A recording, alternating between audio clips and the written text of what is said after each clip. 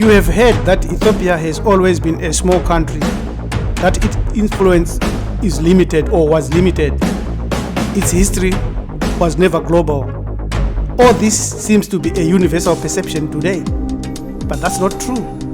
Why has the greatness of the ancient Ethiopians been reduced to a small little speck or none at all? Where can you learn this? Very few institutions will teach you your identity.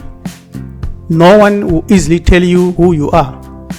But others will come by way of textbooks, education, even the governments, systems that want to derive power from you will erase your story. No one will tell you why are you here. Where can you learn all of this? There is only one place where your history, where your spirituality, where your identity has not been rewritten, but where it will be placed in you in trust and will not be censored. It is the place where you can learn your history, your mathematics, your literature, your science, and your spirituality. It will also give you the actual term that is used for you, melanin dominant, and will show you when you begin to exist on the earth and what you must do today. To access this knowledge, enroll today. Bantu Melanin University, Inherent Afro Salvation Mystic Power. You can use one of the emails displayed here to transform your future today. This institution has remembered what was lost and refuses to forget. Yes, rediscover this from Bantu Melanin University. Enroll in the one and only such institution that is reviving what the demise of Carthage lost for all of us. Rediscover why your spirit wants to know this. Carthage fell, but its spirit that it received from Hamid lives on in memory of all those that refuse to be erased. Bantu Melanin University carries the same spirit, carries the same force, carries the same proclamation, and welcomes all melanin dominant human beings, so-called black people who inhabited every continent on the earth, to this Afro spirituality, and where we will transcend and transform our future. Welcome and enroll today. Visit us on our website www.marifado.com and also use our emails to get in touch with us. Thank you. Siyabonga, tatenda, twalumba, edupe, asante sana.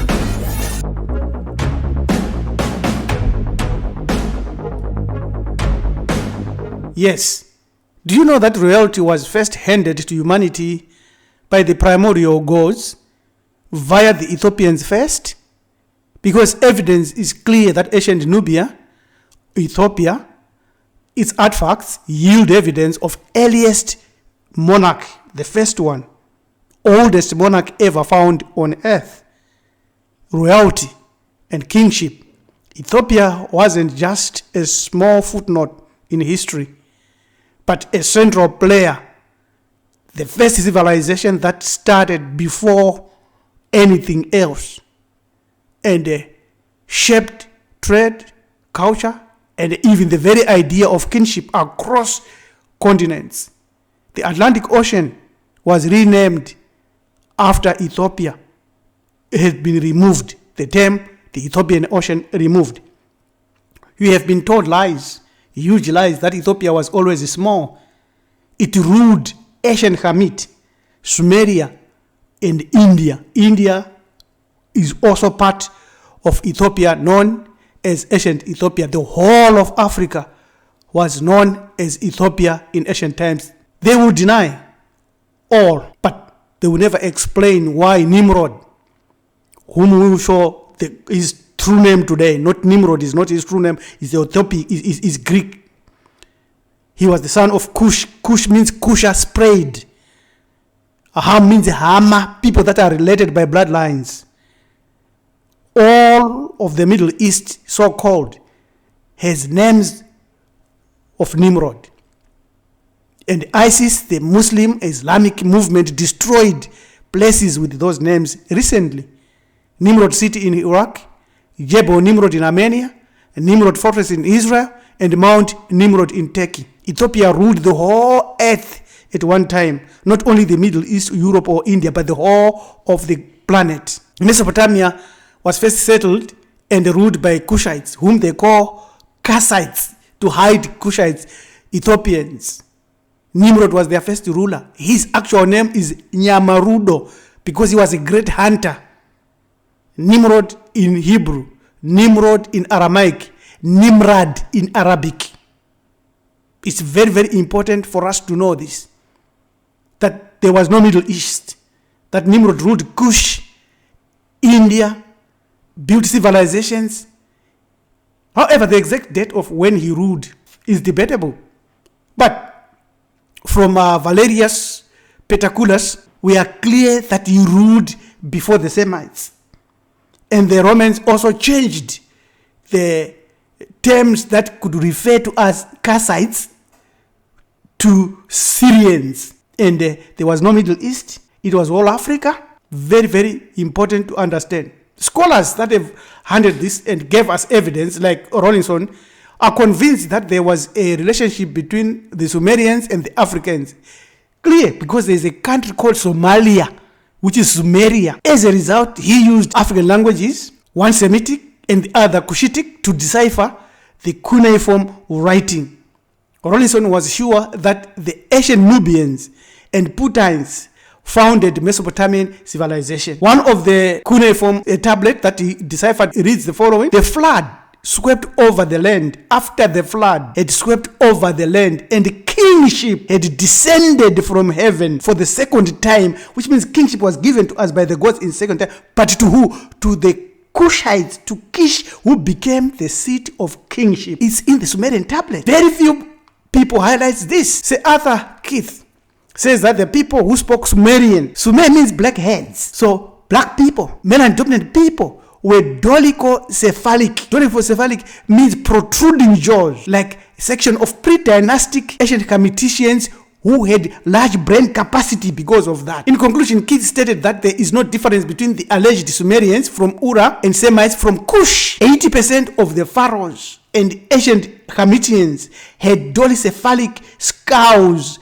a common black African head shape. We are showing it here. George Rawlinson continues. He says, in Susiana, where the Kushite blood was maintained in tolerable purity, there was, if we may say and trust the Assyrian remains, a very decided prevalence of a Negro type of countenance, face. The head was covered with short, crisp curls, the eyes large, the nose flat, and the mouth nearly in the same line with thick lips. Very, very clear. Yeah, we are showing them here. Another scholar, anacalypsis writer, Godfrey Higgins, published a book, 1836. He says, I admit with great difficulty the theory of all the early astronomical knowledge of the Chaldees having been acquired or invented by this race, which is the Chaldees were originally Negroes. You can read his book, Anacalypsis. According to Hindu Kush traditions, Kush ruled the Kashmir region of India, including the Hindu Kush mountains and the river Indus. Boys with the Kush name are brave, bright students, and ready to face any challenges of life. The Kassites, you hear of the Kassites in the Vedic also, these Kassites is Kushite. And in Kush, in the Persian Urdu language, means happy, joyful, brave, well, nice. That's what Kush means, spread. Joseph Pomeroy Whitney, a historian and American doctor, wrote the following. He said, men sometimes speak of black races of the earth as races yet in their infancy. These people that speak about that. But history shows instead that they are, on the contrary, races that are retreating and retrograding, which means they are old. They once occupied a much wider territory, the whole earth, and wielded a vastly greater influence upon the whole earth than they do now. Very, very important. You can read this book, Wonderful Ethiopians of the Ancient Kushite Empire by Drusilla Danji Houston. Fantastic read. Joseph Pomeroy Whitney continues, they are now found chiefly in Africa, yet traces of them are to be found through the islands of Malaysia. Remnants, no doubt, of that more numerous black population which seems to have occupied tropical Asia before the days of the Semite and the Mongol and the Brahmic Aryan. Very, very clear, wonderful Ethiopians of ancient Kushite Empire all over the earth. He continues, back in the centuries, which are scarcely historic, where history gives indeed only vague hinting, are traces of widespread primitive civilization. Crude, perfect, garish, barbaric, yet ruling the world of that age from its seat of power in the highlands of Africa, and of a type far advanced of anything that present that in that land, the valleys of the Ganges, Gango, the Euphrates and the Nile, and it was of the black races. The first Babylon was built by the Negroid race. The earliest Egyptian civilization was built by the Negroid people before the Semite was known on the land. Ethiopians were in India, very clear. African kings ruled India, and now they have been erased from history. The black seems to have built up empire, such as it was by the waters of the Ganges before Mongol or Aryan. There are evidences of such primitive empire upon the highlands of Africa, and of the type far in advance of anything the present can show in the land. The Black Dravidian race laid foundation for the first civilization of the world in India, the Indus Valley civilization. Even its first god was a black man with dreadlocks known as Lord Shiva. Shiva is similar to Shavi, which means spirit. Very Oroshava means to work. It seems Satan declares E.A. Wallace Bash that classical historians and geographers called the whole region from India to Egypt, both countries inclusive, by the name Ethiopia, and in consequence they regarded all the dark-skinned and black people who inhabited it as Ethiopians. Mention is made of Eastern and Western Ethiopians, and it is probable that the Easterners were Asiatic and the Westerners Africans. History of Ethiopia, Volume 1, prefaced by E.A. Wallace Bash. In addition, Bash notes Homera and Herodotus call all the peoples of the Sudan, Egypt, Arabia, Palestine, and Western Asia and India Ethiopians. Herodotus, Volume 1, Book 1, Appendix E says 5. The uniform voice of primitive antiquity, which spoke of Ethiopians as a single race dwelling along the shores of the Southern Ocean from India to the pillars of Hercules, Strait of Gibraltar, right into Europe. You can listen to Dr. Anamali, who explains that India was once known as Eastern Ethiopia, Eastern Kush. These are facts. The ancient and modern inhabitants of Arabia and the whole earth, as shown in the diagram here, are melanin-dominant human beings all over the earth. These were Ethiopians, proto-negroid, built across the ancient world, all over from Baluchistan to Saudi Arabia, Africa, India, Europe, America, everywhere, the Philippines, the Malay archipelago, everywhere. The Dravidians and the brown-skinned people of India are melanin-dominant human beings, Africans. They refuse. Many of them send me messages and say, no, we are not. As long as you are melanin-dominant, you are an African, you are an Ethiopian. Let that marinate in your head. Evidence of early Ethiopians in the region of the Andeans between 13,000 BCE and 600 AD, blacks from East Africa and Asia began settling in South America. Many African skulls have been found in Ecuador, in Peru, in Colombia, everywhere. These countries have also been known to have some Sumerian influence, very clear. And they lie to you and give you a map of Africa, which is smaller, and give you Ethiopia, which is a little tiny space in Africa. If you read our book, Free From God, you get a lot of information. It's almost 900 pages of information and evidence. We quote in chapter 17, the book written by Diodorus Siculus, a section there that says the Ethiopians were the first to teach men to worship the deities. Remember the kingdoms, remember the chiefdoms, remember the royalty came to us first before others. He says, because we worship the deities to offer them sacrifice, to do pompous events, sacred feasts, and other ceremonies by which men practice divine worship. They are everywhere famous for their piety, and their sacrifice seems to be more pleasing to the deities. The daughter Sikulu says that this piety was the element that caused us to be destroyed, to be defeated. We were so nice, too nice. Ancient Egypt is older than Babylon, and Ethiopia is older than both. Like I have said, the ancient Greeks stole everything from Hamid.